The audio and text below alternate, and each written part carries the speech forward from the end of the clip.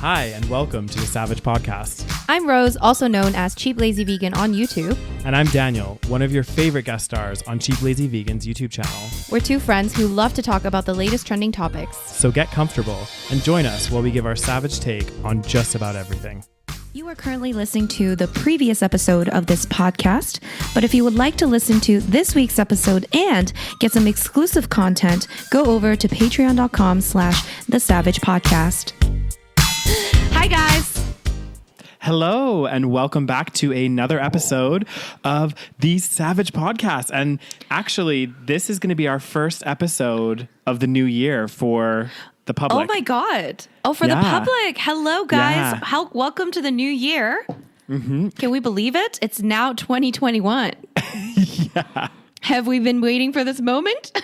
We have been, I think a lot of us have been waiting, hoping and praying. For the end of 2020.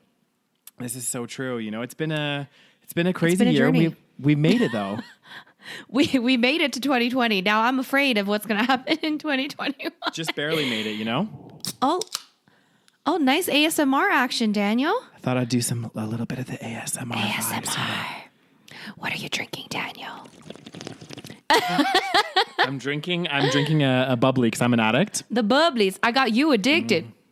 Mm-hmm. Uh-huh. It is an addictive beverage, my friends. It is. Not sponsored. Not sponsored honestly, at all. We we need to get sponsored by Bubbly. I will know I made it in life if I get sponsored by Bubbly, either on this podcast or on my YouTube. So Bubbly, if you're listening. I think we need to reach out to the marketing department. We need to be proactive. You know, it's part of Pepsi. Oh, goddamn, is it? Mm-hmm. So we got to get through to Pepsi. Oh, goddamn, that'd be impossible. I know, right? There's going to be a wall there. Pardon me. I was going to say to our Patreons that are listening, because they get this episode ASAP, I hope you guys are all excited for the new year, like it's New Year's Eve, I guess. And Happy New Year. Yeah, because today, as we're recording this, it's the 28th. So there's still a few days left of 2020. So yeah, patrons, our lovely patrons, Happy New Year, guys. Hope, the holidays weren't disastrous. I think a lot of people are not happy this holiday season, and that's okay. That's true. And it's a tough time for a lot of people as well. It is. You know, there's a lot of pressure in the holidays, obviously, to get gifts for Christmas and everything else. And, you know, there's a lot of people that still are unemployed or have recently become unemployed, you know? So it's not an easy time, especially, you know, if you have kids and, you know, all this stuff, it'd be stressful as all hell. I know. You know? And some people couldn't see their family and it's just not a good time. But anyways, it's a new year, guys. It's a new year. Yes. New year, 2021. We're looking forward to this year. We are. We gonna get vaccinated and shit. Although, oh God, not to Daniel, why are you raining on my parade? What is going on? Well, you know that video that I was watching, the one I sent you with the Korean disease specialist? Oh my God, are we going to talk about the new strain? Oh God, this is what he was mentioning. Okay, and I haven't watched the video. Nothing's been confirmed yet. Obviously, it's still like up in the air. But he was like just saying that there's the possibility that, like, you know, obviously the virus is continually mutating and all that kind of stuff, as viruses do. And he was like, you know, we could be playing this like uphill battle if the virus mutates to a point where the vaccine is ineffective, then we'd have to go back to the drawing board and come up with a new vaccine, and it would like be this constant like cycle, and this could be the story of our lives forever. Oh my God. But then, okay, so the flu, right? There's a flu vaccine. So why doesn't and the flu also mutates a little bit, doesn't it? So do they have to come up with some kind of new vaccine every year as it mutates?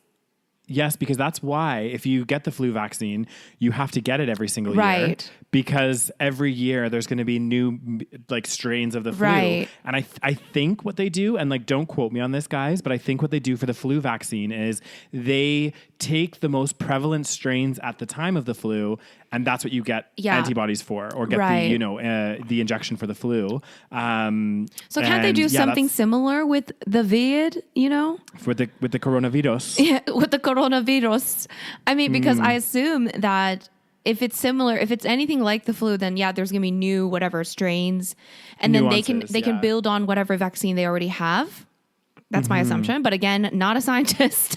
So who knows? we don't know how this shit works, guys. Although we do have a few, scientists or researchers that follow the podcast. I have seen a few comments, where they'll be like, friends. they'll be like the molecular.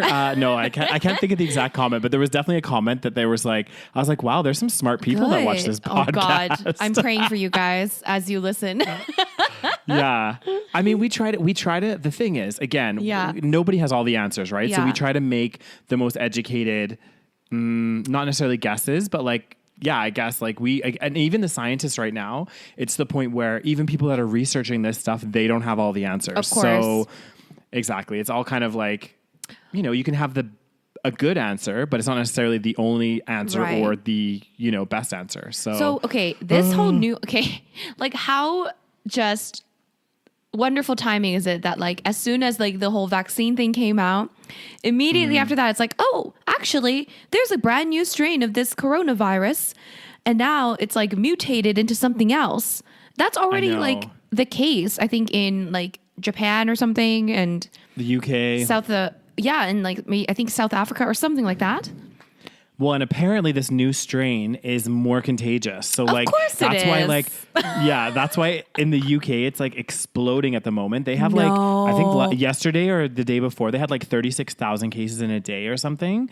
It's like going up so fast because I guess this new strain is like very, very strong. Yeah. God it's just like, damn, that is fucking terrifying. But then like, maybe it's like not as strong in terms of it's not as deadly. Right? Exactly. So well, as it mutates, maybe it'll become kind of like the flu in terms of deadliness. Exactly. Well, and like when we watched that Korean disease specialist like a while ago, he made a really good point that kind of stuck with me. I mean, it doesn't necessarily reign true for everything, obviously, exceptions to the rule. But like the main thing that he was pointing out is a lot of these viruses, like, pardon me, they're either really, really deadly. Yep. And then they don't spread as fast because technically if it's really deadly, like if I got it and it's super deadly, then I'm going to die before I can pass it on to more people versus as it gets more contagious, generally it's a little bit less deadly only because it's not killing the host right away, right? Like it's like lasting and everything. Of course, there's going to be exceptions, guys. There's going to be some weird things that happen, but like for the most part, which makes sense because if it's not as deadly, then the host or whoever has the virus is able to still travel, do things, not get so sick, and then pass it on to more people. So it could be a good thing that this thing is more contagious, that it could be less in a way strong. Yeah. Oh God. Like, this is scary. Guys, are we ever going to be free from the mask scenario? Like, oh God. Honestly, I just can't. I know. You know, the thing too is like, obviously, like as somebody that's, representing the single world here, this is also devastating my dating life, which again, you guys, for those of you that are on our Patreon, our Patreon exclusive for December this month. We're going to complain about dating? Is that what we're going to do? Yeah. Oh. So if you guys want to catch that episode, it is already live on our Patreon. Yes. Check out patreon.com/the SaVeg podcast to get all our lovely nuances of dating in this new world. Yeah. And kill me now. We're a lot more open in the Patreon. I mean, not that we're not open in these public episodes, but the Patreon exclusives, I feel like we get a little bit more open because we know that it's only for a small audience. So if you want to experience that exclusivity, then come on over because it's a grand old time. Oh, it is. We gonna be complaining. We gonna talk about Tinder. I know you be having some great experiences on Tinder. Oh God, let's not even. We're saving that. We're saving that, guys. We're recording that later today, and it's gonna be a great fucking time. Or we're just gonna shoot ourselves. Whatever comes first at this point, Oh God. But one of the things that I'm concerned about, and I don't know if maybe I haven't seen this, so that's why I was going to ask you the question actually. Yeah. But has there been like any? Because obviously part of what has caused this coronavirus is they say these coronaviruses are passed from animal to humans. Yes. And I just feel like we're trying to combat this current coronavirus, but has there been huge steps taken to kind of combat the reason why this happened in the first place? I don't think so. Exactly. I heard they're still selling bats and shit. Or whatever it is. Exactly. So my concern is more along the lines of this virus could mutate and do whatever else, but we haven't really addressed the root of when this actual virus came from. And because of that, we could just be exposed to a new coronavirus. So we could have the COVID-19 strain over here still mutating and doing shit. And all of a sudden there'll be a COVID-22 that comes up, you know? Yeah.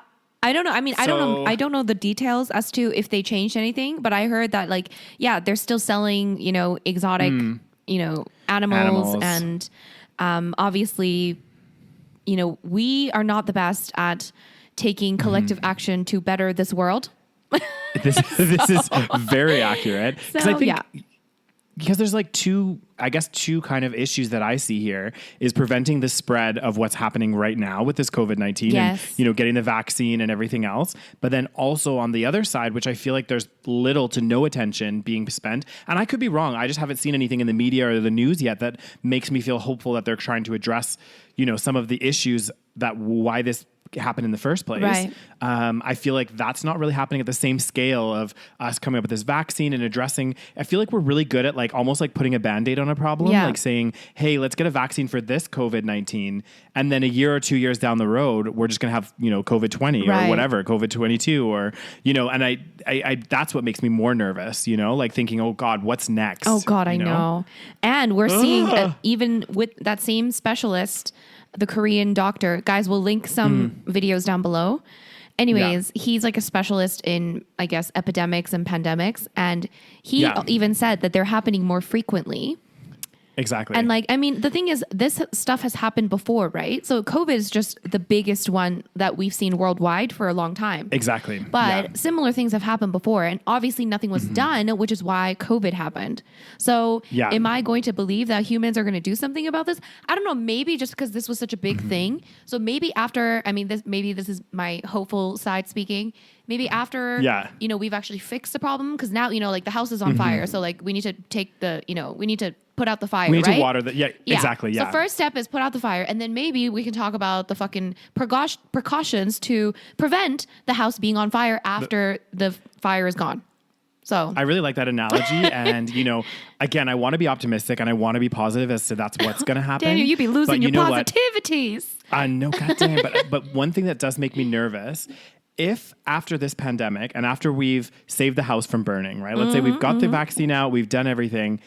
If nothing changes and no preventative measures or more strenuous measures are put in place, it makes me very, very concerned for humanity because, you know, the fact that a global pandemic couldn't force change, then that makes me think of all of the other things that we're dealing with at the moment, like climate change, all of this stuff.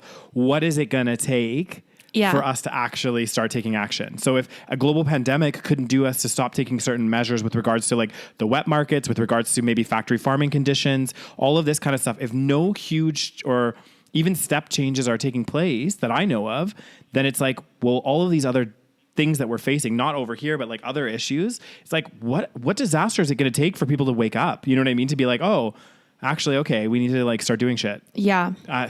Oh God, I don't have the answers. I don't know. I almost feel like we're doomed. I know. Like, I'm hoping there are 8 billion. Are there 8 billion people now, or is it still 7? I think just about. Okay. I think it's like just about. So assuming we have 8 billion people on this earth, I think it's almost like to the point where it's like there are just too many of us for us to be able to even like. And everyone thinks it's not a me problem; it's a whatever problem. Like it's not my problem. Yeah. Like I don't have to do anything. And then of course the people at the top, they don't care because they have all the money. And I don't know. I don't understand. But I know it's I want to be hopeful, Rose, and I want to share in your optimism in a sense that like, let's be optimistic. It's a new year. It's 2021, guys. One moment I'm like, I'm hopeful. 2 seconds later, we're doomed. This earth is going to collapse. Yeah. Let's just see how this plays out. Yeah. And let's see what happens with this, you know, with the vaccine and with, you know, see what kind of changes are made. Yeah. And then if a year or two down the road, we're facing the exact same problems with another pandemic that stems from the exact same way that we got this coronavirus. Sure. And there was no precautionary measures. I'm just going to be like, you know what? What are we going to do? You know what I mean? Like the solution is to not have children because the chance that like this earth is going to implode during our lifetime might be a little bit lower than, but if you keep having kids, I mean, your kids are going to suffer, dude. I don't know, man. This is why I'm barren, you know? Is this why you haven't frozen your eggs, Daniels? I've decided against it. I'm not going to be freezing my eggs. I did consider it. Really, I did, guys. For those of you listening, I was thinking of it. But I think, I'm going to save them. I mean, I'm not going to save them. I'm not going to have kids. You're not going to freeze your eggs. Not going to happen. There won't be little Daniels running around. Unfortunately, it's okay. You can adopt little Daniels. This is so true. Anyway, what are some of the news stories that we're going to discuss today, Daniel, other than the wonderful coronavirus? Other than the coronavirus. So there's a few stories. So I don't know if you heard about any of these. So maybe you have, I don't know. So the first one was about, so I guess an American teenager and her boyfriend, they broke some COVID-19 protocols. I heard about this. In the Cayman Islands, and they got sentenced to prison. So there's that. Okay, we're going to talk about that bit. Okay, first let's run through the stories. Exactly. The next one is about a New York City medic, a paramedic that there was this article written about her in the New York Post about her having a racy OnlyFans site. And there was like a bunch of kickback about it. And people were like, oh, this paramedic shouldn't have this, site or whatever. So we'll talk about that. And then this one a little bit less interesting, but kind of causing a little bit of controversy is the fact that some of the large movie producers are deciding to, the main one is Warner Brothers. So Warner Brothers has decided that next year they're going to do like a dual promotion of videos. So when they release a new film, they're going to release it in theaters, right? But also with a streaming service, like a HBO streaming service or something. And there's been a bit of pushback because a lot of these theaters are like, well, how are we going to compete then? Like people aren't going to want to come to the theater because so interesting. So those be our fun stories for today. Fun story. What about the trickle down? I sent you a story. Oh god damn, we're going to talk about the ignoring my story. God damn. What be the story, Daniels? So the story, which is one that we do like to talk about a lot, but I love it, is about trickle-down economics and how it's bullshit. Really it doesn't work. Exactly. I actually love a study. I love that Rose said, like when Rose sent me this video though, because in the video he was like, and pardon me, he was like joking, but he's like, this study from what was it, like no shit university, like no shit, like this is like legit. That be my crush. You know that, right? I do know that, Rose. You thirsting for someone else. This is another thing, guys. My main thirst. Another thing that we've realized doing this podcast, I just want to take a moment here before we get into these stories. Okay, let's take a moment. We've realized just how I thought I was thirsty, okay? I really did. No. I thought the thirst was real within me. We didn't realize until we started looking back and reflecting on these podcast episodes over this last year that Rose is the thirstiest person alive. Okay? Do you care to comment on that, Rose? I have no comments. Like literally we're going back and like looking at episodes and it was like every like second, it would be funny. We'd just be like talking and Rose would be like, Daniel, hang on. Can we just talk about how hot this person is? Or like, can we talk about the hot people here? Oh my God. It was so I have issues, okay? No. I have issues. I just like, I appreciate the male physique. Anyways, moving on. You have an appreciation, Rose. I have a very deep appreciation for a handsome man, Mm-hmm. Anyway. God we can do Rose's Thirst compilation number 2. We got some great content so far. Oh, we really, Rose sent that to me and I was just like, wow, this is really, and then as I was editing another podcast, there was like 4 other thirst moments. I was like, here you go, Rose, just add to your video. Oh yeah. So that we're talking about a video that we posted on our Instagram page of me basically being thirsty. So go check it out. It happened. Anyways. So, okay, let's go run through these stories. So you got some good ones, Daniel. So we're going to start with our very first one about this, I guess, U.S. teenager from Georgia. She, her and her boyfriend got sent to jail basically for breaching quarantine protocols in the Cayman Islands. So what had happened was She decided he was in some kind of like jet ski competition. And she flew, she's from Georgia. She flew, professional jet skier from the Cayman Islands, blah, blah, blah, blah, blah. So anyway, what happened was she arrived, this was a little bit like in November 27th, she arrived and she was supposed to undergo a minimum 14-day quarantine in residence per the Cayman COVID suppression guidelines, which is like pretty standard for most countries. But apparently, which I thought this was interesting, that the part of it, they get like a bracelet, like a geo bracelet when they arrive to like, it's almost like house arrest, right? Exactly. So you're basically under house arrest. And so her boyfriend was competing on the 29th, so 2 days after she arrived. So what she decided to do is she took off her bracelet, left it at the house, and then went to this this contest or whatever. The worst part is apparently when they were there for this at this event for about 7 hours. They weren't wearing masks. They weren't practicing social distancing. They were just doing whatever, whatever they felt with at the time. So basically they were, the government stepped in and were like, this isn't acceptable. Like you guys have to be, How did they find out again? Let's see. I think if my memory serves me correctly, I think somebody told on them. Somebody that was also at this event. I believe. I could be wrong. It doesn't actually specify in this article how they were specifically caught. Okay. So then she got caught. Oh, they were detained at the scene by police. Oh shit. So I guess maybe because they also weren't wearing masks or social distancing, they were detained and then probably found out afterwards. So they were detained, placed in a government facility for a 14-day quarantine, which ended on December 15th. So this is after the event. So they had the event on the 29th, got detained, whatever.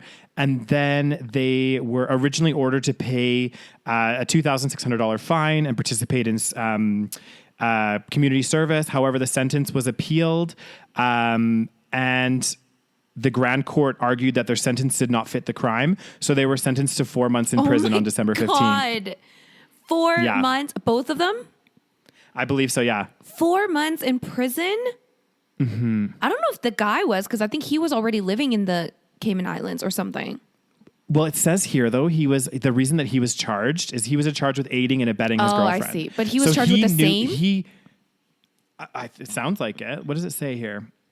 American teen and boyfriend sentenced to 4 months in prison. Okay, so what do you think about this? Yeah. Do you think the punishment fits the crime?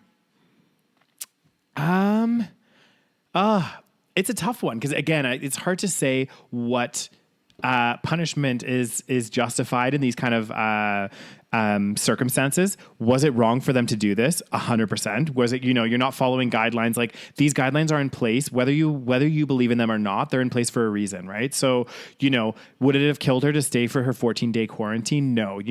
She's already traveling when you're not really supposed to be traveling, already doing all this stuff. So try to at least minimally stick to the guidelines. The fact that they went to the event in addition and didn't wear a mask or social distancing, like part of the reason why they probably increase the fine is because they're putting public people at danger, right? So if other people, it's like less, I guess some people would look at it differently, but like, it's like you're literally putting people in danger that, if you would follow the rules that you potentially wouldn't have, these people wouldn't be in danger. So, and the reason why sometimes I have a problem with monetary fines is because you're almost like punishing people that don't have money, and whereas you're saying that people that have money, like if they were just slapped on the wrist and were like, hey, I'm guessing this 18-year-old who's dating some guy from the Cayman Islands who's like a jet ski racer and all this stuff, like maybe, I could be wrong, but maybe the $2,600 fine wouldn't have been a big deal for them. Maybe mommy and daddy could pay for it or whatever else, know? So I do think that, maybe this is justification. I don't know. 4 months is a long time, though. That is a long time to be in prison. Yeah, I don't know how I feel. Like you're right. I completely, they definitely should not have done that. But it's almost like, it's like one of those things where it's such a new thing, this whole coronavirus situation. So I feel like they didn't think anything of it, right? They were like probably stupid, being like, oh, I don't have the virus, so it's fine. Let me do something stupid. Exactly. And how old are they? So she's 18. See, she's 18. She's dumb. 24. They're okay. He's a bit older enough to, make better decisions. But anyways, like 18-year-old, you're a little bit, not maybe thinking clearly, and no offense to 18-year-olds out there, but I'm just saying, like, when you're younger, you know, you're a little bit more, you know, free-minded and free-spirited. You're just like, whatever. But so, like, you're like, definitely they shouldn't have done that. 4 months though. Whew. I know that's a long time to be in prison. God The thing is too, that though, is bad. it's Can you bad. imagine? No, Rose, we all know I wouldn't survive in prison. Okay, like we just know, I'm too pretty to go to prison, Rose. I'm just kidding, guys. I wonder what the prisons are like in the Cayman Islands. I have no idea. The Cayman Islands are like an interesting place. Are they I strict? Like, it sounds like that sounds like a very strict type of country. But this is the thing that's blowing my mind right now. Yeah. Okay, so you have the Cayman Islands where it's like seems like pretty strict, you know, whatever. But then like, I don't know about you, but like on my Instagram feed, so many people that I'm friends with or like knew somehow in life are they're traveling. like going on all of these, all of these holidays. Like one of my friends is in the Maldives, one of them is like in Mexico, another one, and I'm just like, or friends of friends or people that I follow, and I'm like, how are all these people doing all this traveling? Like, I don't know. I think some countries they because they rely so much on traveling, I think they've maybe started doing like rapid COVID testing or something like that. Yeah. So once they get there, they have to get tested. I think. I don't know, guys. Let us know if you know. But basically, I mean, that's the only way, right? Because they still have to be careful. Like if you're coming from countries like Canada or the US where COVID cases are still pretty wild. These countries do need to be careful because once you have a few people in there with COVID and they're fucking eating at your restaurants and walking around your cities, you're going to get other people infected. So exactly. It's like a exponential growth effect, right? It's very quick. We've seen it. So we have seen it all over the world. So, I mean, in some ways it is, I guess, like if you assume that everyone has it or whoever lands in your country has it, then I guess maybe the punishment does potentially maybe a little bit fit the crime a little bit because you are potentially endangering other people, right? If you have it. Yeah. But then if you're assuming that everyone has it, then you should take the same precautions as if you had the virus. So the fact that, I was going to say, it does say here a little bit later in the article, I guess that they've had their prison sentences reduced. Okay. So originally it was 4 months, but now it's 2 months. Okay. I mean, 2 months, you know what? Think about what you did, dude. Exactly. And I know, I get your point about like obviously being like 18 and being young and naive and stuff. But like, I don't know about you, but like if I arrived at a country and they gave me like a geo bracelet that you have to wear, that's fucking scary. I would be so scared seriously. At 18. Yeah. I would be like, oh my God, like, okay, I'm staying here. I'm not doing nothing, you know, like. Even when I got back to Canada and I had to quarantine for the 14 days, like at first I was like, oh my God, this sucks so much, blah, blah, blah. But I got to my house and like, I mean, obviously I'm a lot older than 18. Yes. So, but I was like scared to even like, I was like, I was scared. I was like, I'm not going to leave my house because in case somebody. But you were allowed to like go for walks, right? No? Oh, you have to like stay within your house because you came from overseas. Exactly. Exactly. I see. Okay. So you have when they do these 14-day quarantines, it's like very strict. Like it's not like, you know, our lockdown right now where we can go for walks and stuff. It's like you need to stay in your house. Like I could go in my backyard, but because I have a separate entrance or whatever. Yeah. So I went into my backyard. That's it. Right. And they did check on me. What I don't understand is like this girl, it's like clearly this guy the boyfriend had whatever that competition. Why don't you just get there 14 days beforehand so you can watch the competition? Exactly. Like, were you planning on doing this all along? Like, that's another thing. It's like, you knew he had that competition, right? Like, exactly. He knew, she knew. Yeah, well, exactly, because that's why she was there. So, like, at the end of the day. So you were planning on not having the 14-day quarantine? Like, was that it? Anyway. Well, that's obviously, that would be a thing because she arrived 2 days before. And obviously, it's not a surprise what's going on globally. It's on the news everywhere. So it's not a surprise that you'd have to quarantine when you get somewhere. And like, they don't just decide on a whim to schedule a contest. It would have been pre-booked months in advance. So it almost seems like it was pre-planned. So I don't know, dude. Like, yeah, that sucks. Like, I mean, imagine how much they are regretting this right now. Like, legit. Oh, yeah. You know what I mean? It's like, fuck They're like, probably life. Like, oh God. Yeah. So, I mean, I feel bad for them, but at the same time, I also feel like, you should have made better decisions. You know? Like, it does kind of suck. I mean, it does suck. But at the same time, it's like that is a clear violation of not only the guidelines, but like basically the law essentially, right? So exactly. Well, the thing is, it's again, you're endangering the public, right? So I Right. think that's the biggest thing is like you're putting other people's lives because of your kind of stupidity. You're putting other people's lives at risk. Right. So I think that's the biggest kind of takeaway. It's like the people within the Cayman Islands, the locals and Yeah. stuff there are now being put at risk because people aren't following the rules. And I also think that it's in some ways, which I know this isn't always a good thing, but in some ways it sets an example as well Yes. to kind of deter other people from doing that behavior. Yeah. Like a deterrent, Like a severe kind of, punishment. You know, when they do like, exactly. There's that whole argument, like if you do one severe punishment to somebody and like they're like example. set the example. Exactly. Others will be like, okay, well, I don't want 4 months in a Cayman Island prison. So yeah. That's true. Oh God. But oh God. I mean, it sucks for everyone. I do feel bad for them just a little bit, but at the same time, probably should have made better decisions. Yeah, Anyways, exactly. what's next, Daniel? So the next story is about the backlash that this poor, and I'd like to get your kind of take on this, but this young New York City paramedic, basically she worked with like I guess some newspaper or something, and I don't know how this story came to light basically, but like I think maybe they interviewed her, but she created an OnlyFans site. So she had like, OnlyFans, which is like, I don't really get basically OnlyFans. Okay, so from my understanding, it's kind of like Patreon in a way, in terms of, so you like anyone can create an OnlyFans account, and then you have people that give you like a membership, a payment every month. Fee. So whatever that is, I don't know. But OnlyFans, I think, is specifically designed for like adult entertainment. So like porn or like nudity, like just photos that are kind of like scandalous, So that's, and it's kind of blown up over the last year or so. Like there's a lot of people that are like, even YouTubers have made like OnlyFans accounts, and celebrities have made them. So it's kind of like a way of making, I guess it's kind of like a modern way of like pornography in a way. I don't know if it's like full on pornography. But I think it could be anything. I think some of it is. Some of it might I've seen totally. like, some of it might be, but some of them, like some people that use it, it might just be them like posing nude, for example. I think. Anyway, and it might be like tasteful posing Who knows, and things like that. Right? I mean, I haven't signed up to any OnlyFans accounts, so I would not be able to tell you.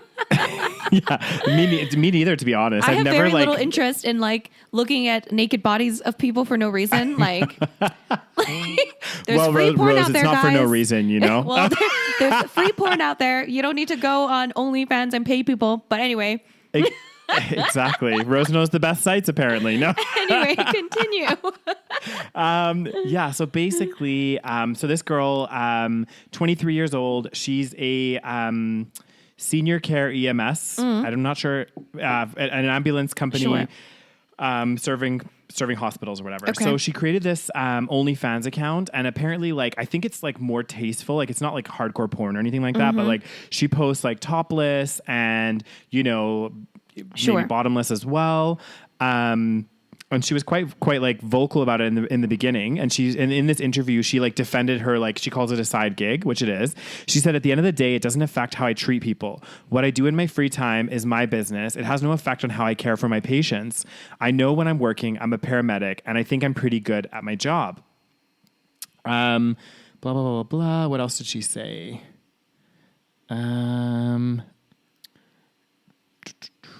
So like, basically, she was just, the whole argument is that she was saying like, she's not making enough living in New York, being a paramedic.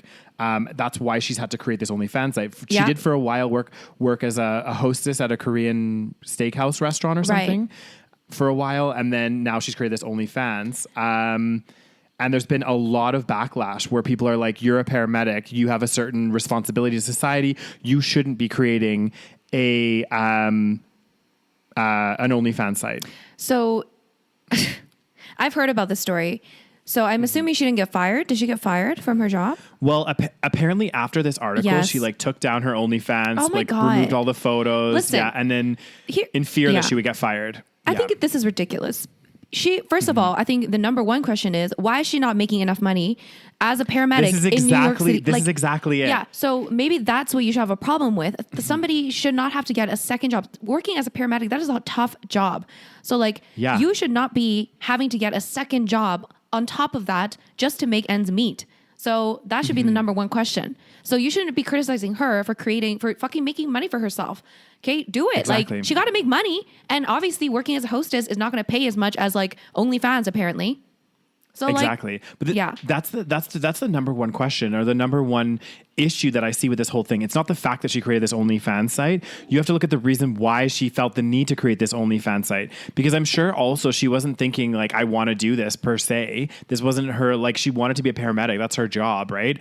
But like, imagine you're working your job that you went to school for, and like, you're struggling to make ends meet. You can't do anything. Like, you know, you're going to look for alternative ways to make income. And you're right. The biggest question there is, why is it somebody that is professionally, like, that is educated, working a professional job, why are they struggling to make ends meet? Yeah. That's the real issue here. It's like, another example of this is like a lot of professions, a lot of like public health, and I think also like teaching and all these kind of like government positions. Well, like not government positions, but like they're not just not being paid enough. I know in like London, for example, I knew a couple teachers, and they all would have like part-time jobs as well as teaching, because they just weren't making enough money, which is ridiculous, to be able to. Exactly. And it's like, why is it that we're not, you know, affording these people enough money to be able to live a normal life? Yeah. You know what I mean? Without having to do this. So that's the real kind of issue. Yeah. And then, well, the second point as well is, what is like, why are we shaming people for doing this kind of stuff? Just let them do what they want. At the end of the day, it's their body. It's their, you know, if it's, just do it. Like, why not? Like, why are people shaming her? Like, as if none of these people watch any porn. None of these people, you know, these people consume any adult entertainment at all, right? It's like, we love to shame these people that are providing the entertainment. And yet it's like, everyone fucking watches porn, or, you know, to some level enjoys adult entertainment. Yeah. Exactly. That's what I think is so interesting, though. It's like not just with her, but like, you're right. Adult entertainers, there is this huge stigma there. It's like a lot of us, or probably almost all of us, consume some kind of form of content. But yet there is that stigma for people that work in that industry. Yeah. It's like, well, and I'm not, and obviously what she's doing on OnlyFans, like, I mean, it's again, it's in line with that, I guess, that industry and stuff. But again, you're right. Like, the only people that would ever find out, and another reason, the only people that ever find out about this is the people that were paying to have access to her OnlyFans site. So like, her like customers or clientele in the paramedic, like being a paramedic, none of them are even going to know unless they're subscribing to that site. And then the question is, well, who's at fault there? Her for putting the content, or that person for consuming it? And why does it matter that she's a paramedic? Like, exactly. It's not, I mean, and I remember this whole thing came about with, like, there were some teachers, like, a long time ago. There would be like teachers that maybe people found out later on that they were maybe porn stars, either in the past or in the present, or they, you know, pose nude or something like that, right? And then they would get fired. I mean, how do you feel about that kind of thing? Like, if they're like teachers, like for children. Well, I don't think that that's grounds to fire somebody. You know what I mean? Like, especially like, if, again, the question is, why is it that a teacher is feeling the need to be able to have to do that? But okay, there's two things. But even if, let's assume that it's not because, she couldn't make enough money. Let's say she's making enough money. This is just something she likes to do, right? Yeah. Let's assume that. Well, then I don't see what the big deal is. I honestly don't see what the big deal is. I'm sure some people might not agree with us on this podcast and think, well, we don't want that. But then you're kind of making the assumption, and I could be wrong saying this, but you're kind of making the assumption that just because somebody is doing that they're a bad person, they shouldn't be teaching your children, right? So why does it say that if just because maybe in your spare time that you happen to be a porn actress or actor, that you can also be a good school teacher? Absolutely. I think it's like, because we've kind of like created this society where we are like, we not demonize, what's the word I'm looking for? We almost shame people for like sex in general. Like, like sex is like shameful. It's like, oh my God. Hugely. You know, like, we can't talk about it. We can't look at it.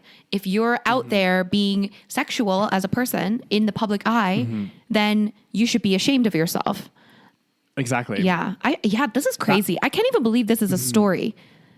It's pretty big. There was like a lot of pushback and people being like, let the girl do what she wants. I know some people were on the fence being like, she should lose her job. And then other people are like, leave her alone. Who are these people?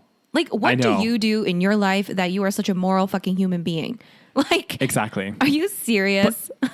And again, like, and the thing is, it's her doing this, like, and just going back to this example, it's not impacting the way that she's doing her job. She's still able to deliver, like, you know, care, great service.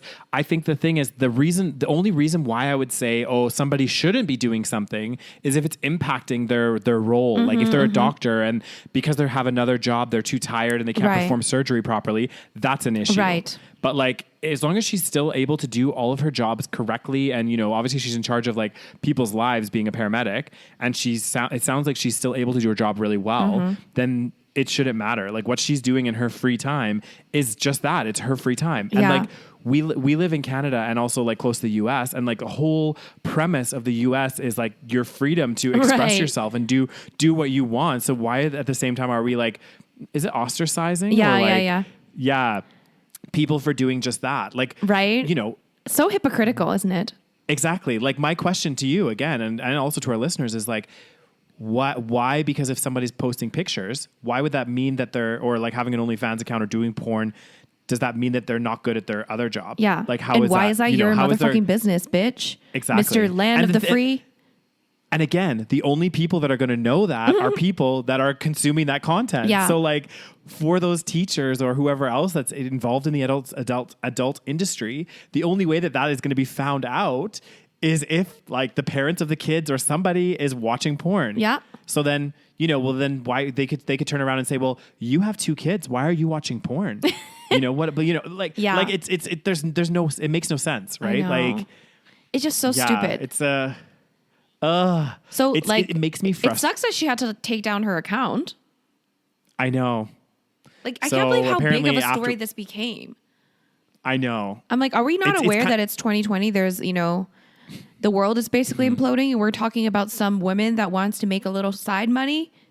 Like exactly. She's having a little side hustle, you know? Like what's wrong with that?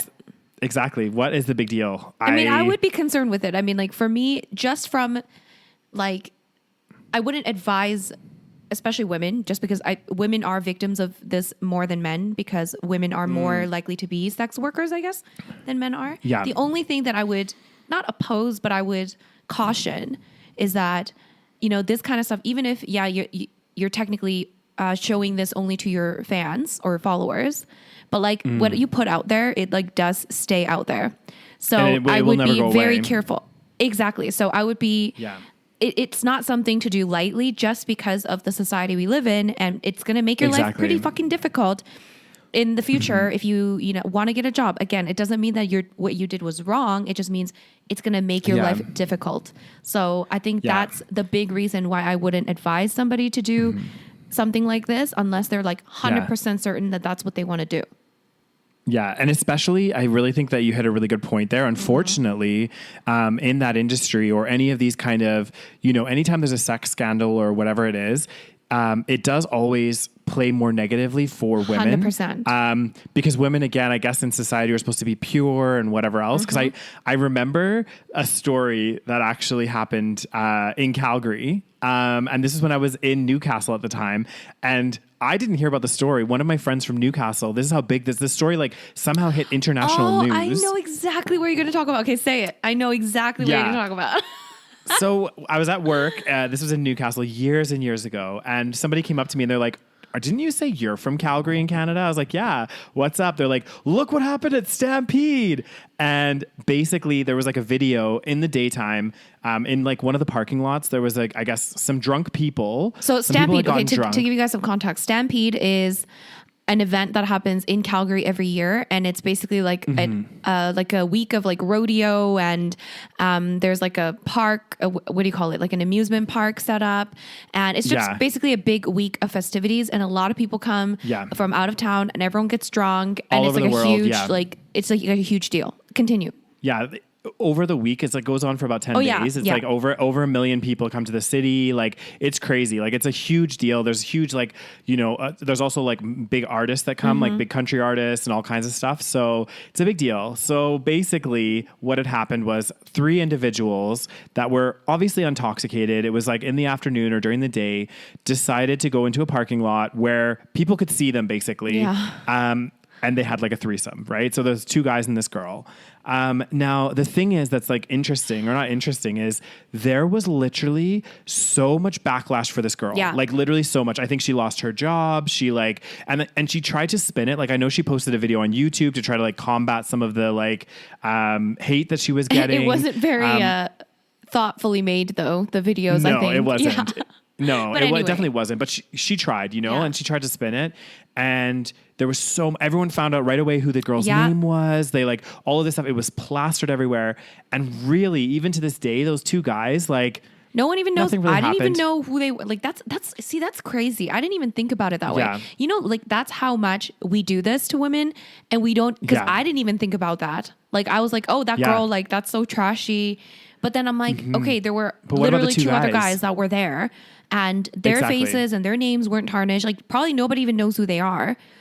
No. And yet her face and like literally for like a while, she was all over the news, all over social media, all over everywhere. Mm-hmm. And she was so shamed. And it was like, I mean, to be honest, like it was obviously, not a tasteful move on all parties, but yet on all of their parts, all of the attention was focused on her specifically. Exactly. And that just, again, it just emphasizes that point about why there is like, unfortunately, the way that it is in our society right now, there's that double standard for women. Did the video show like the guys' faces? Not really. I don't think it really showed anyone's face. It was mainly focused on the girl, but maybe I can't remember though. No, because it was like, if I remember correctly, kind of, it was like, first of all, it's a blurry video. Like you couldn't really, and both the guys like, you couldn't really see their faces either. And you couldn't see her face either, really. Yet you couldn't somehow really people see anyone's dug out face. her identity. Exactly. Oh, God. Everyone found out who she was. Yeah. And then, again, it was just like, okay, yeah, you're right. It wasn't the most tasteful thing. I don't advocate that you should be having sex in a parking lot and during the day, during a festival that's going on. Like, probably not the best move. But maybe we should question why our society punishes women and not men for doing this kind of activity. Exactly. Because for those guys, everyone's like, "Oh yeah, that's awesome." You guys, and no one for the even guys, thinks about like, it as like they're bros. as trashy. You know what I mean? Like if a guy did it, it's like, oh, they're just being like dudes or whatever. But if it's like a woman, it's like, oh my God, what a piece of trash. Yeah, like it goes further. Like you're right, it goes further than that. Like even with our even think about our even our friends and stuff. If like one of your like girlfriends came up to you, well, I don't know, maybe not, but like if your girlfriend comes up to you and is like, oh yeah, by the way, like had a really good night. Like I met these 2 guys, we had a threesome. You're gonna be a bit more like, oh God, but then like, well, maybe not. No, and it's then, not about like, the threesome. I think it's about. I guess it's like being a woman and being publicly sexual. I think that's the main thing that we as a society tend to criticize and critique. Like, for example, like with this paramedic, if this was a guy, I was thinking to myself when I heard the story, I was like, if this is a guy, this would be a non-story. No one would be talking about this shit.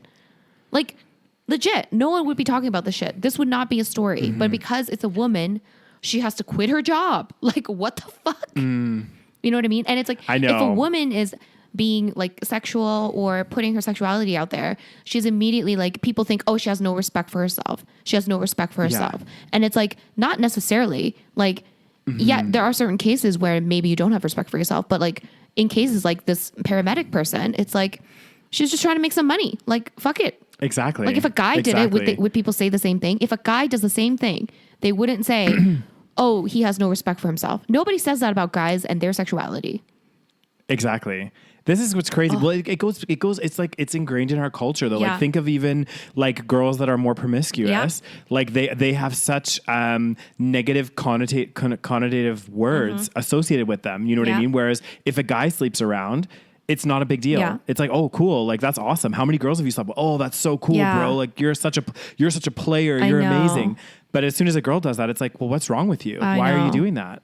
Like, it's so stupid. And it makes me like, I know, it makes me so mad. Some things about our society. I know. It's just like, oh. And it makes me even mad to think that I'm also like, I also have those maybe potential prejudices in my head without even realizing. Like the fact that I was judging that girl and not even thinking twice about the guys because it was just ingrained in my brain that it's like, oh, for a guy, that's normal. For a girl, like, oh, you don't want to be doing that as a girl. Yeah. I remember though, like, cause I also thought the same thing. I was like, oh God, like why was that girl doing that? Like, why would you do that? Yeah. Yeah. Initially I was like, what's wrong with her? Like, why is she doing that? Like, what the hell? Takes 3 to tango. Like, exactly. No one's like, well, why do the guys do that? Like, what are they doing? You know, like, oh, But it's also the fact that like we know that as a woman you're going to get shamed more.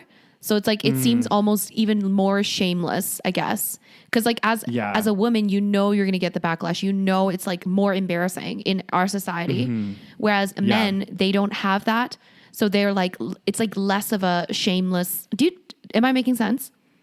It's less of a worry for them because like they're not going to get that kind of backlash. Exactly. However, if it was a guy caught with another guy, that's a whole new story. Then that's a whole different one. Yeah, because then it's like, especially if it's someone that they didn't know was into guys, then that could be a whole new ball game. See, that's right? another. But yeah, just crazy. Yeah. I wish in many ways like. There's a lot of stuff that I do like about society, but like these kind of like double standards. What do you like about society, Daniel? It sounded like not a lot lately. I'm like so I don't negative. know how much we like about society. No, like there's some things that I do like, but like, yeah, this kind of stuff, like this double standard. And I'm hoping like even myself, like as I'm growing and getting older and reflecting, like I'm also learning. So like looking back, if that situation happened again with another person at Stampede, I'm going to be less likely to be like, what is that girl doing? I'm going to look at the whole picture and say, why did these people decide not to go back to a hotel room? Or, you know, maybe just do this behind closed doors. Like have fun, do what you want to do. But like, you know, probably not the best idea to do it there. Yeah. Unless you do want some kind of attention or backlash, right? So, God, you know. All right. Next story. Oh, this one's about the movie theater. So wait, read the story a little bit again. Okay. Yeah. So in the most seismic shift. Seismic, not even a little one, a seismic one, by a Hollywood studio yet during the pandemic, Warner Brothers Pictures on Thursday, so that was the Thursday that just passed, I believe, announced that all of its 2021 film slates, like what they're going to release next year, including a bunch of like, I don't know, Godzilla versus Kong and some other ones I've never heard of, they're going to stream on HBO Max at the same time that they're played in theaters. So basically they're planning on doing like a dual release of films. Right. So films will be available both to stream if you have HBO subscription service, as well as if you want to go to the theater. And what do you think of the... And obviously the theaters are upset because they think people are not going to come to the theater, right? That's essentially the story. What do you think about that, Daniel? I think it's a tough one because like... especially with what's going on right now. Like if it wasn't for this pandemic, we wouldn't even be having obviously this discussion, right? It wouldn't be, but I think I can see it from both sides because, you know, the movie producers are thinking to themselves, well, we're not going to make back these, because a lot of these films are huge budgets, right? Like, you know, you're talking hundreds of millions of dollars to produce a film. And they're thinking, well, the way that they would get a lot of that back is through theater releases. But because the COVID is like, the theater might be open. Like during the summer, the theaters were open and then they were closed again. And then they have limited capacity. Exactly. So they're just not going to recoup a lot of those costs. So they're thinking, hey, let's offer it with the streaming service as well so that people can, you know, subscribe to the streaming service and also watch the films. I think the difficulty is then you're like, I can see where the movie theaters are coming from as well, because it's like, well, how are we going to compete? Somebody's paying like $11 or whatever it is. I don't know what HBO is, but like, let's say it's $11, $12 a month to subscribe. Why would they pay $15 to $20 to come see the film when they can just stream it at their house? Yeah. And they can stream it and multiple people can watch it instead of paying each person $15 or $12 or however much the movie theater is now. To go to the theater. But, you know, that begs another question, because I always wondered, it's the age-old question, are theaters dying out? Are they going to die out?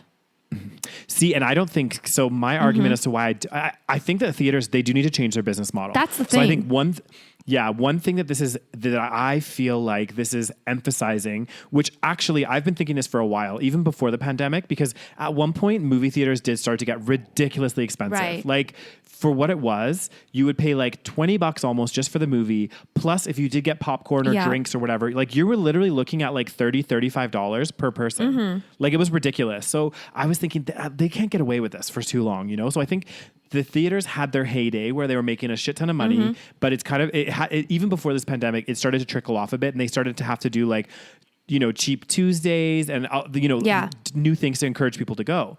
I don't think they're dying out. And the reason why, I think that they're going to have to change in some ways. Part of the reason why is I think part of the reason why some people go to the theater, it's like the experience, right? Like you go out, it's like to see something on the big screen. Like, don't get me wrong, I like watching movies at home, but there is something to be said about watching it on a big screen with that surround sound, immersive 100%. experience. You can't get that at your house, even if you have like a little home theater. Like you just can't get that same experience.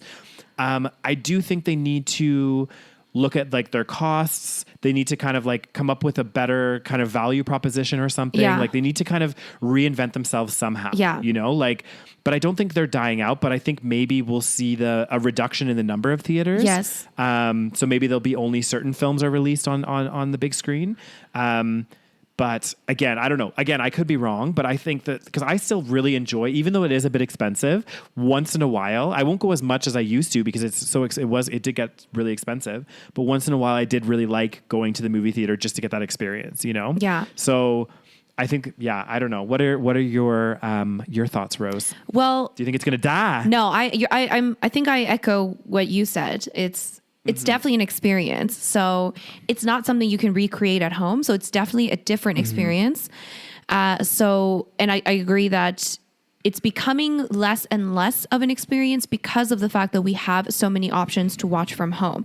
Because even with, for example, because before we had like Blockbuster where you had to like rent the movies and bring the VHS home and it was like a little bit less convenient. Whereas now we literally just press a few buttons and we can watch movies all day long if we wanted to. So it's like those entertainment options. And now we have internet, we can do all kinds of different things. And we have so many different entertainment options. So obviously theaters are going to lose some of their business. Do I think Warner Brothers or all these movie production places, I mean, I think that's a smart decision, to be honest, because especially during this pandemic, I see why theaters are pissed. But at the same time, unfortunately, we live in a capitalist system, baby. You got to fucking compete. I'm sorry. This is exactly it. Yeah, it's about competition. Like, unfortunately, it sucks. And I don't want to see theaters closing down. But, like, it's a system we fucking created. So. Exactly. I don't know. But that's what I think is the whole capitalistic society and everything is so ironic because a lot of the time they're like, competition, it drives innovation, it does all this stuff. And then all of a sudden, companies that were successful, all of a sudden, like, for example, as soon as they're when not Uber successful. Exactly. They'll like petition the government and be like, like Uber that got London taxis that got so mad at Uber when they were coming into London. Right. And they're like, oh, they're taking our profits and all this jazz. And it's like, well, actually, you're going to have to, we've made this kind of capitalistic society. You have to innovate. And I'm sorry, but black cabs were getting way too expensive. Yeah. So there's a reason why that Uber came in and undercut the market. Like, part of it, I don't necessarily like capitalism, but like if you're going to buy into it and be a company that grows and is successful, you have to like come up, like kind of try to innovate as well, you know? So and it's like I do agree. All these companies, even, I mean, I do feel kind of bad for like black cab, like the drivers and stuff, like the people at the end, like the, what do you call it? Like frontline workers, like whatever it's called, like the workers. Yeah. I feel bad for them because, there are a lot of victims in this type of scenario. So it sucks. Huge. But then there's also big companies that, are all about capitalism when they're making tons and tons and tons of money. And then all of a sudden, as soon as the industry is like, oh, actually, like for oil and gas, for example, big example. So our province here is all big on oil and gas. And for a long time, for many, many years, we profited immensely from oil and gas industry. Hugely. People were making shit ton of money. It was like money was just fucking flowing. It was crazy. And all of a sudden, now that, shit has changed, it's like, why isn't the government doing this? Why isn't the government saving our oil and gas companies? Why isn't the government? It's like, bitch, I thought you believed in fucking capitalism. Work on something else. Get some renewable energy then. Like, fucking do something. Yeah. Or do something. And it's funny because it's like those same companies, like, and I don't know for sure, like the stats with the oil and gas companies, but I just know historically a lot of companies, again, when they're super successful during those times, they're also very, very reluctant and hesitant to pay tax. They try to do everything that they can not to pay sufficient amount of tax. And they usually don't. Then again, exactly. And then on the flip side, when all this starts to happen, they're like, oh, government, subsidies. Why aren't you bailing me out? Help me out. Give subsidies. Do all of this stuff. Like, and it's like, well, and we have a lot of industries, like especially like farming and stuff that are subsidized. Yeah. I was shocked to find out how much, a lot of the farmers are subsidized But that could be a different issue as well. But like there are a lot of, not just farming, but like a lot of different industries that are subsidized by the government. And, you know, it does beg to question, like, is that justified? I don't know, you know, like, yeah. I mean, it's interesting. Goddamn. I mean, I hope theaters don't go away. I mean, I'll be going to the theater if it opens up. Yeah. You know what I mean? Do they need to lower their popcorn prices? Abso-fucking-lutely. Oh, they charge yes, you guys. They charge like $10+ for like a fucking small bag of popcorn and like $4 for a pop. And it's like, excuse me, bitch. Yeah. Like, guys, pack that's your, what I mean. It's like, make it more affordable. You go on a date, exactly. If you go on a date, that's like $60. Yeah. Like, let's say you're paying for it. It's like $60 for the two of you. And you're like, well, hang on a second. Like, we could go get a nice dinner somewhere. And like, literally, we're just ridiculous. Like, it's crazy. Yeah. And if you have a family, that could be over $100 for you and your kids to go to the theater. It's such a waste, honestly. Guys, pack your own popcorn in your bag. Okay. I always do that now. And it's healthier. I used to bring like healthier, like little snacks. Like we'll pack like my own little, but I just don't even like the snacks there anyways. I mean, the popcorn is okay. It's all junk. Yeah. And it's like, I'm sorry, but like, I'd rather have my own, like, you know, little like healthier bag of popcorn. I know you're not supposed to do that. I know. I used to sneak it in, and I still would. Yeah, to be I still honest. would. So well, bitch, if you're going to try to charge me $12 for a stupid bag of popcorn, you got another thing coming. God, I know. Exactly. It's so ridiculous. So I do think, you know, maybe this is a wake-up call for them that they need to reevaluate their business models, and they do need to start charging a little bit less. What do you think they could do? Just charge less? Have like that could be that could be part of it. They could charge less. Well, you know, like because they used to have those like cheap Tuesdays where it'd be like half off. Yeah, and those days it would be jam packed. The theater would be jam packed. So busy. Yeah, so I'm like, you know what? That's a good idea.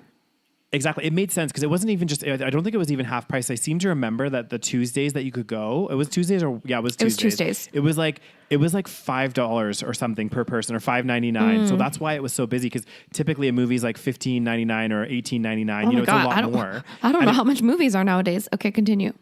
I don't think it's that much. I haven't paid. Yeah, I can tell. I'm like, this doesn't sound right.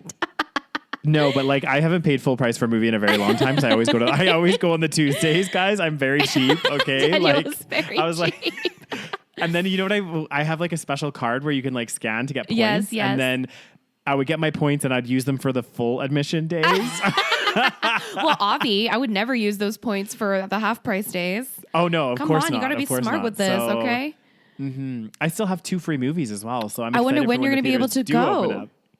I know that's. They should do more like maybe like dinner and a movie, so you actually have like a full meal and it's kind of like nice. Yeah, they could like reinvent it that way, so it's more like a luxurious experience, and then they can justify charging a lot of money. Exactly. Well, back when I was in London, that's something that like me and Christelle used to meet up sometimes, and we would like get a movie ticket, and then we used to like go for dinner as well. So we'd go for dinner before, and then go to the movie. So it was like it was like a full kind of like thing. Yeah. Oh, so, I miss going to the theater. I know. Oh God, it's been so nice. Long. I know. And there's a couple films that have come out like recently that I wanted to watch. What was the one that you really wanted to watch? What was that name? So it's called Promising Young Woman. It looks so good. Okay. And I like really wanted to see it. It was supposed to be out in April this year, but obviously everything's been going on. And I've been like keeping an eye on it to see when it's been posted, like when it comes out. Oh, you're like so it came out on Christmas Day. Oh, it came out.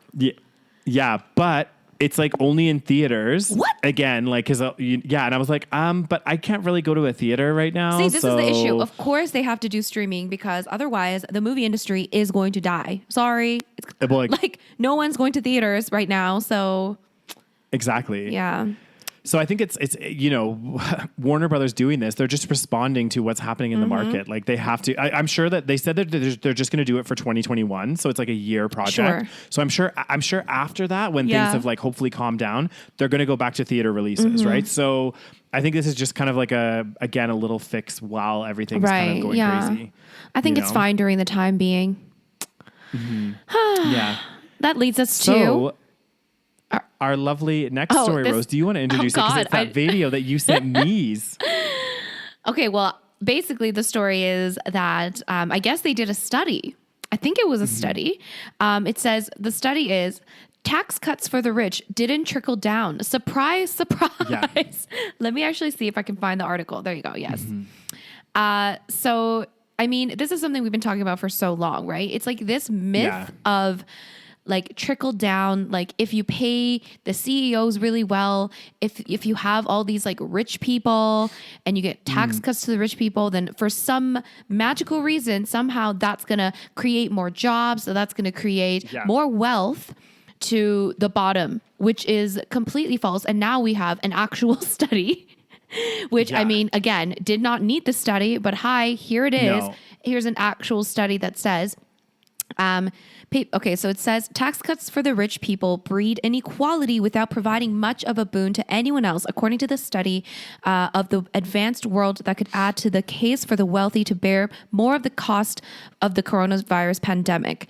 So, I mean, for example, one very obvious example is that billionaires in America made, maybe not just in America, but billionaires made so much money during the course of this pandemic. Like their wealth went up significantly while people are literally starving, losing their homes, unable to pay rent, and losing their jobs. So like if it's, again, I know this is like a very special scenario right now, but it's been like this for a while. And the rich poor gap has been growing for a while. And rich people have been paying less and less taxes for a while. So don't tell me that trickle-down economics is a thing. I can't even believe people still make this argument anymore. Like this is objectively it's so crazy false to me. There's so many, like, if you just think of like fundamentally, it's also a numbers game in a sense that like, what I mean by that is think about the amount of rich people that there are in any country, right? It's a small percentage of the amount of individuals, right? It's usually 1 or 2% is the supremely wealthy, right? And the interesting thing is if you provide tax breaks for this supremely wealthy or like kind of high net worth individuals, even if it trickles down a little bit, which it doesn't, it's been proven that it doesn't, you're impacting 1 or 2% of the population versus if you provided tax breaks or more kind of alternative taxing strategies, I guess, for the middle class, which is a much larger percent of the population, you're going to have greater impacts. Yes. Overall. Of course. Because you're going to have, again, it comes down to like so many different factors, but like if the middle class all have a bit more money, they're going to be going out for dinner more. They're going to be doing stuff. And like the rich, like the mega rich, like even if they get taxed less, there's still so few of them. So even if they are going out for dinner a little bit more often, there's so little of them around that it's not going to make such a substantial difference. So that alone is like an argument in itself. Yeah. And then sorry, continue.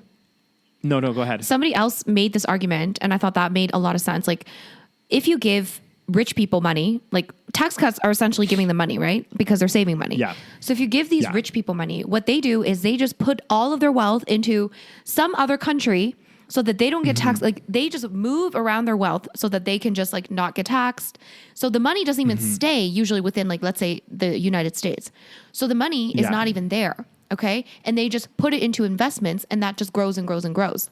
And then, but if you gave, like welfare checks to like, poor people or, middle class people, especially during a time like the pandemic, then usually they'll spend that money in the local economy. They'll go and buy food and they'll go to the theater. They'll, do whatever. So that alone is like an argument that like, if you give money to middle class or lower income individuals, that actually will help the economy versus rich people will just put it away and let it, grow on their own.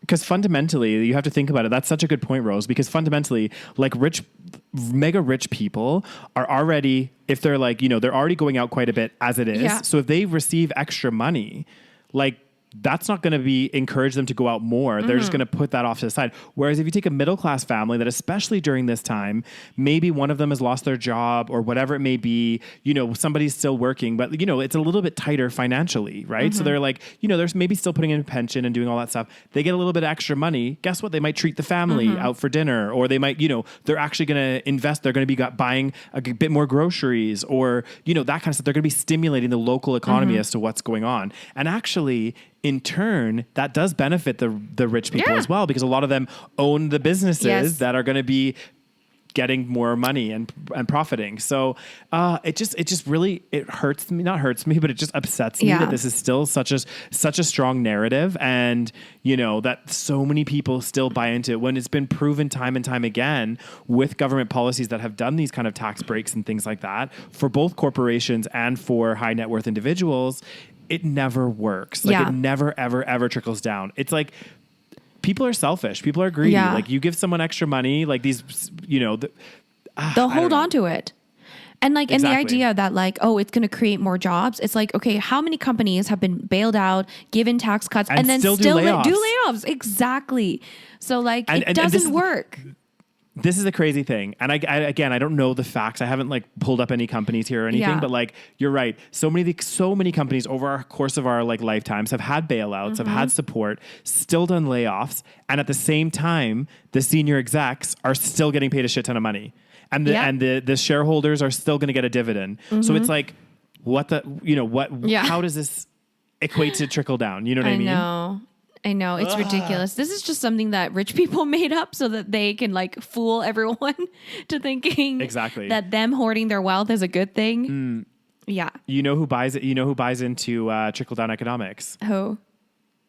My favorite, Candace Owens. Of course. Of course she does. Honestly, I cannot think of a worse person. Oh my God, no, honestly. I mean, I can, but like, Candace Owens. I know, she's honestly. the worst. And she's just the and her worst. arguments. Yeah, her arguments. I watched this like video on her Instagram. I can't even remember. I can't watch her videos. Like I actually cringe so hard. I can't. It's so bad. It's like, oh my God. So recently, Rose has told me about this for a while, just to kind of digress. But like, she's told me about Candace Owens and this on being on Joe Rogan's podcast. Oh, you watched it? And I finally watched it the other day. Oh my God. Right? It hurt my brain cells. Like I was just like, oh my God. Because basically she was like, she basically said, I don't believe in climate change, right? He was just like fundamentally, don't believe in it. And he was like, well, how can you say that you don't believe in it? Like there's all these studies that say that it's real. And she's like, yeah, but like, well, is it a .com website? I don't believe .com. And then later she was like, there was a .org website, which she supported. And later he pulled up another .org website. And she's like, well, I don't know if I believe that .org website either. And it's my God. What? And then she was just like, yeah, I don't believe it. And he's like, well, it's not really fair to say that because of all of these opinions and stuff. He's like, what you should say, because you are such an influential person, is that you don't have an opinion either way. If you're undecided, because she said she's undecided about it or whatever. Yeah, he's like, but then in the very beginning, she was like, I don't believe in it. So clearly you have an opinion. But then when you got a little pushback, you didn't know what to do. So you said, oh, no, I'm undecided. Yeah, she was like, she was kind of just like, yeah, and throughout the whole thing, she was like, in the beginning, I don't believe in it. I don't believe in it. And then she would like come up with this like roundabout argument to be like, well, I know that there's studies that say this and blah, blah, blah, blah, blah. But like, fundamentally, I don't believe in it. And he's like, well, how can you say that? Yeah. Like you, oh my God, I would die if I was in that conversation. Yeah. I'd be like, you are so, like, again, I don't even think she's dumb. I think she's making shit up. Oh, 100%. 100%. There's no way you believe, like, there is no way that you are serious when you say these things. Like, it's just. Exactly. How do you live that life? Like, I actually can't even imagine living that kind of life. I do think that, like, how you were saying before, like, we think that maybe she's being like paid off 100% she is something. So she's just, that's her incentive is money, and people do crazier things for money, right? So she's just lying and being this like figurehead because she's probably making some kind of good income from something. Oh, she's and she just thinks, fucking swimming in the cash. Exactly. So just crazy. Another person that I also watched recently on Joe Rogan's podcast is who I'm also not such a big fan of, and we've talked about him on our podcast as well. I think his name is Ben Shapiro. My Shapiro, other favorite person. Oh God. I was just like watching him on some of these things, and I was just like, he's the oh my worst. God. Again, he is like the female, he's the male equivalent of like Candace Owens in terms of like the worst. But with him though, it seems like he's like, he believes what he's saying. Like, 100%. So with him, it's a little different. And I don't know what's worse, but with him, it seems like he's actually serious when he's talking. Yeah. And it's like so cringe. He seems like, it's so bad. It's so bad. Like, and his whole thing is like, because he got famous because he would like debate like college kids that didn't know how to debate. So like like they would say something and it's like, yeah, kind of maybe stupid. And then he would like say something and it's like, oh, Ben Shapiro like owned this college kid.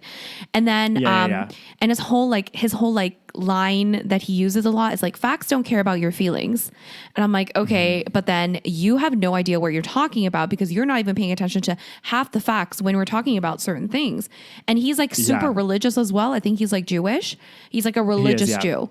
And I'm like, sorry, this isn't factual either. Like, no offense to religious people. I'm okay, honestly, but that's the base of religion. It's not factual. It is a belief. That's why there's multiple religions and everyone believes in a different God or whatever.